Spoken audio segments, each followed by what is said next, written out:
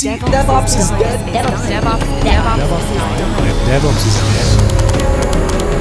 DevOps is dying. That's what the headlines are saying right now.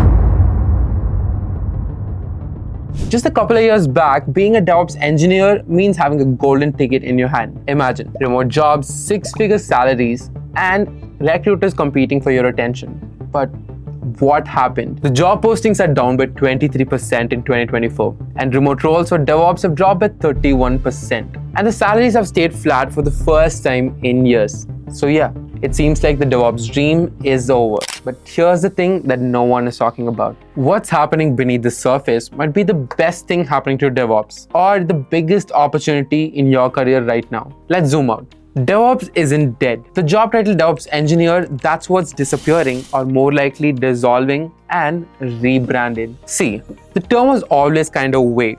One company wanted you for Kubernetes, another company for CI/CD, and another wanted you to just deploy and manage the infrastructure. There were no boundaries, which led to a lot of confusion, not just for hiring managers, but for engineers too. But now, the same skills are being absorbed into roles with clearer definitions. Platform engineers are owning developer experience and infrastructure tooling.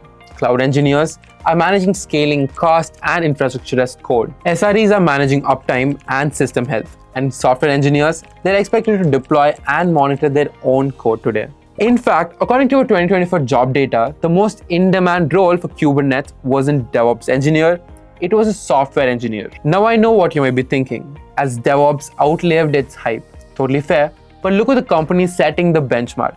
Amazon, Google, Netflix. These are organizations shipping code 100 times a day, scaling globally and doing it with reliability. And guess what ties it all together? DevOps principles. So if you understand automation, the DevOps tools, the practices, and the culture, you are more valuable now than ever. So what should you focus on instead? Stop chasing the job titles and start building hands-on projects. Learn the real tools like Kubernetes, Terraform, Python, CI/CD, and the new DevOps tools like Backstage, Crossplane. Read your company's documents and understand the workflow.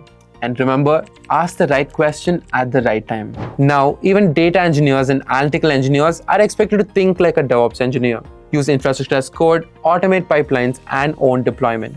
The line between other roles and DevOps are shrinking fast. So if you can monitor, deploy, automate, and explain your system, you're not just in DevOps.